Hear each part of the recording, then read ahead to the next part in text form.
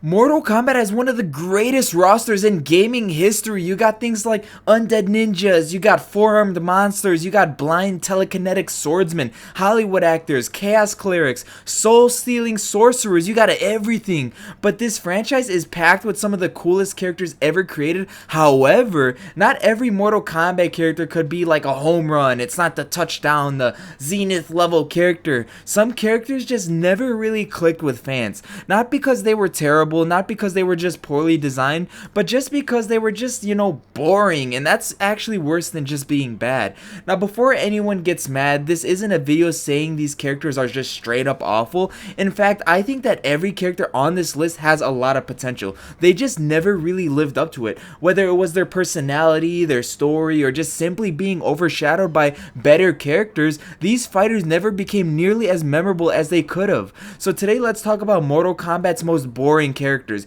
But before we get into it, if you guys don't know me by now, I'm Mr. Frosty Flames, but you can call me Mike. We do anything gaming, news, reviews, playthroughs, etc. Anything you guys want, just comment down below whatever content you guys want and I'll do it. And if you enjoy that, make sure you hit that sub button and join the Mr. Frosty Flames Legion. Anyways, let's get back to the video. So the first character I chose is actually Dairou. Do you guys remember Dairou from Mortal Kombat Deception? Probably not, because if somebody asks you to describe Dairou without looking him up and they're not like a hyper Mortal Kombat major fan, they probably couldn't. Could you? That's the biggest problem with this character, is there's nothing immediately memorable about him.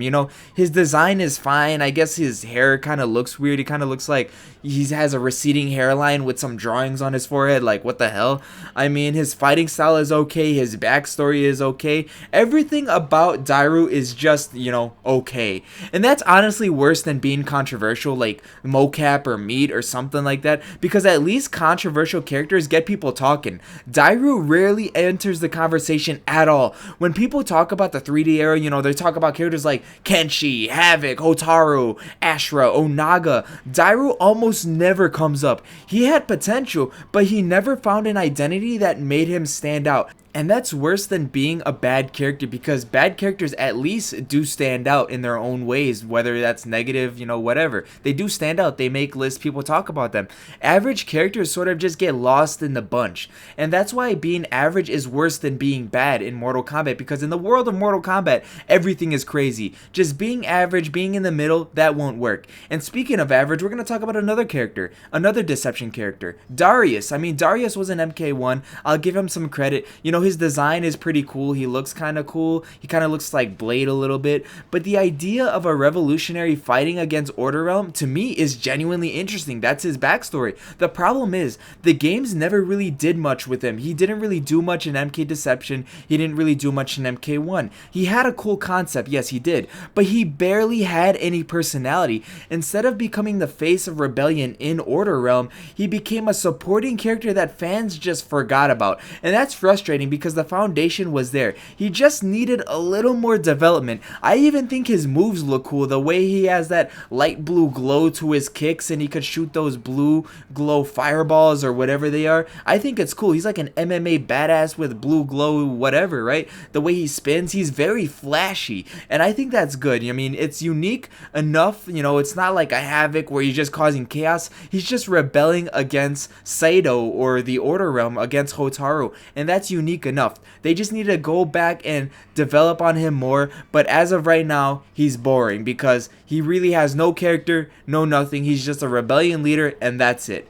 Next up, we got Jarek. Now, poor Jarek again. This guy has spent his entire Mortal Kombat career living in Kano's shadow. I know I mentioned that before, but it's true. He's a Black Dragon member. He has knife attacks. He's a mercenary, a criminal. I mean, does that sound familiar? Because it is. That's Kano. Jarek is Kano Jr. Even if he had interesting moments like the MK4 ending or MK Armageddon where they kind of switched up his moveset a little bit, most people immediately compare him to Kano, and unfortunately, Kano has more personality. He's funnier, he's more charismatic, he's more memorable. Jarek never escaped that comparison, and that's why I think Jarek is a more boring character, especially compared to all the other Black Dragon members like Kira, Cobra, Cabal, Tremor. I feel like those characters are immediately a step or two higher, maybe like 300 steps higher than Jarek, because Jarek really has no personality, barely has his own unique moveset. Basically everything that Jarek has, another character has and does it better. I think if they were to bring back Jarek, they really gotta do a massive redesign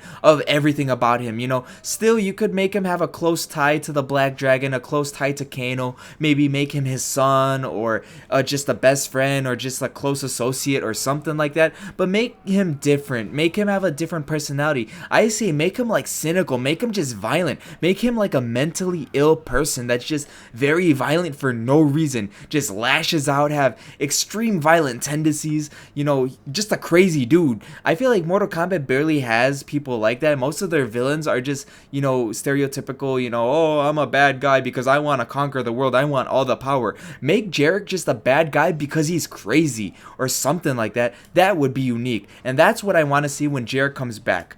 Next character I chose will surprise a lot of people, and that's Blaze, because visually I think he's awesome. You know, he's a giant living fire elemental. That's an amazing idea, but once you get past the design, who is Blaze? What's his personality? What memorable dialogue does he have? What rivalry defines him? Nothing really. He feels like more like an obstacle than a character. And for someone who's built up as the center of the biggest battle of them all, Armageddon, he never really became that iconic villain that, you know, other fans or other people, you know, expected him to be. And that's a huge missed opportunity. And that's really all I have to say about Blaze, because really there isn't really much to say about Blaze. That's why I think he's really boring when it comes to a villain. However, there's going to be another villain that is even more boring in my opinion, and that one's going to be controversial. I picked Chronica because Chronica is technically the most powerful villain Mortal Kombat has ever introduced aside from Titans. You know, she controls time itself, she created timelines, she manipulates history, and that sounds incredible on paper.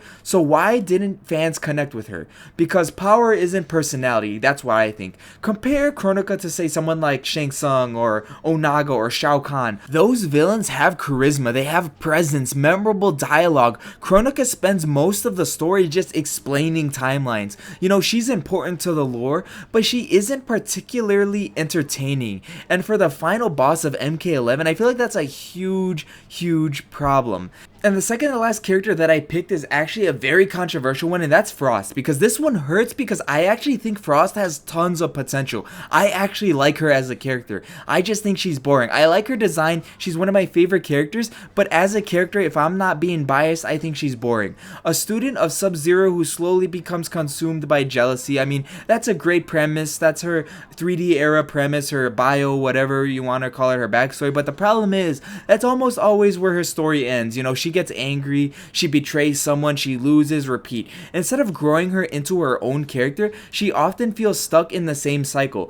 NRS had multiple opportunities to evolve Frost beyond simply being the jealous apprentice stereotype of character, and I still think they can in future entries. I mean, she's still a pretty popular character. I mean, she has a whole meme revolved around her. She kinda bad though, is that Frost? I mean, like, that's what she is. I mean, I love her as a character, but she still remains one of the franchise's most underwhelming characters in my opinion. And finally, the last character I chose is poor old Armageddon's Taven. Now, Taven had the impossible job of becoming Mortal Kombat's main protagonist during Armageddon, and honestly, I feel like he just never quite got there. He's not really that unlikable, he's just very generic. He's the chosen hero, he goes on the journey, he fights the bad guys and saves the day. But compared to characters like Liu Kang or Johnny Cage or Kenshi, he doesn't really have much personality. And when fans remember Armageddon, they're usually talking about the massive roster, all the things you could do, you know, Mortal Kombat, create a fighter. They're not thinking about Taven. And at the end of the day, being boring doesn't mean being bad. In fact, I feel like every single character on this list has potential. I say it once and I'll say it again. We've already seen NRS completely reinvent characters from being really unlikable to being really good, like maybe Ashura or Li Mei.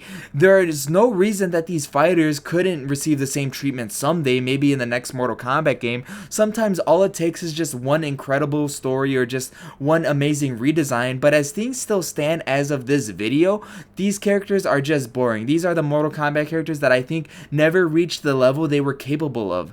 But now I want to hear from you guys. Who do you think is the most boring Mortal Kombat character ever created? And is there anyone on this list that deserves a second chance if you had to pick one?